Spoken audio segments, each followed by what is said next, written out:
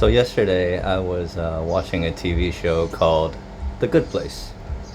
It's really long. I think it's like 6 or 7 seasons, but it's basically about a group of people who die and go to what they think is the good place, which is heaven, and it's actually the bad place where they're being tortured. And they go through a lot of strife, and it's a sitcom type of thing. But they get to the very end, and they all get to go to the good place. And when they get to the good place is terrible. Basically, there's people who have lived there for since the beginning of time, and they're all unmotivated, not happy, and just drinking milkshakes all day, and gradually just getting dumber, and it's just not a good place to be. So they trick them into taking over and running the good place. And, they try to figure out how to make it better. And ultimately, they come to the realization that, the reason that anything has meaning when they're on Earth is because time is limited. When you have unlimited amounts of time, nothing really has that much meaning because you can always do it later. And I was just watching it, and so basically what they did was, well, I won't give it away, but basically I was just thinking about life in general, and just reflecting on what all the changes in my life have made me come to the realizations and reflections that I've come to, and why it takes longer for other people. And it's the concept of time, of course, right? So when we think we're invincible and nothing bad has ever happened to us, we take for granted that tomorrow isn't promised. And even if you don't have a disease, if you're not sick, tomorrow is still not promised. There are so many examples in the world where people's lives are cut short for no reason at all. And it's just good to be cognizant of the fact that tomorrow is not promised, and to just live each day with intent. I'm not saying that you need to live life to the fullest every single day, and it's a binary thing where if you're not doing it, you're living incorrectly. No, that's not what I'm saying. What I'm saying is that just realize that life isn't everlasting. Tomorrow is not promised. So live in the present and do the best that you can, and with the idea that it could be over at any point in time, so that you cherish each day like it's your last. Spending time with friends, spending time with family, enjoying food, being appreciative of the fact that you're in good health, that you're not in pain, that you're not suffering in a war-torn nation, that it could always be worse, and there's always something to be thankful for.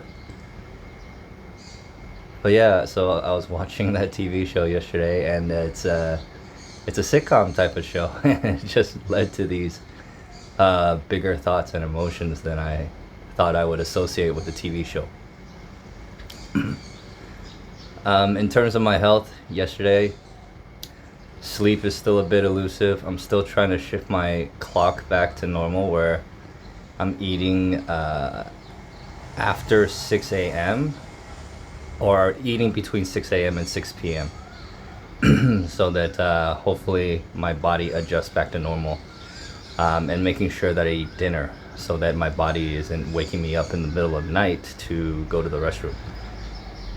But it's harder than I thought it would be, because although I'm shifting my dietary clock back, my sleep clock isn't shifting as quickly. So I'm still waking up really hungry and still waking up multiple times in the night. Hopefully in another week or so that'll normalize, or a week or two, and then I'll be able to sleep longer stints throughout the night, but TBD on that. In terms of digestion, I still feel bloated every single day. If I want to describe it, it's basically like you went to a buffet and overate and feel bloated and uncomfortable, but you feel like that pretty much the entire day. And it gets a little bit worse every time you eat, is roughly what it feels like. I got this pressure that's pushing against my ribs. My lower back is starting to feel muscle aches. My sides feel like my liver's pushing outward against it to the sides. So my stomach is very distended and the muscles are stretched. It does feel like my liver's actually getting bigger, which is something that hopefully the doctors will be able to come up with something to fix relatively soon. In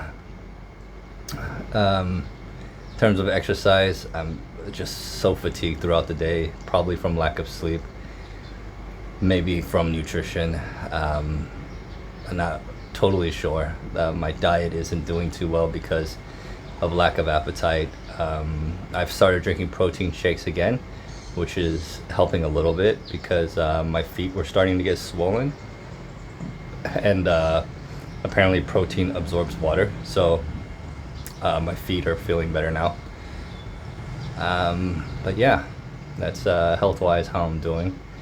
In terms of next steps, I did speak with a specialist yesterday, the RFA specialist, the radio frequency ablation, to see if we want to do another round. He said the pancreas is very well controlled now, so we don't need to ablate it again, so we're going to leave it alone. So we're not going to do another RFA session before the last round. But this Wednesday, the tumor board will meet and discuss my case in particular to see what we can do about the liver, because it's getting to the point where, you know, it's almost intolerable.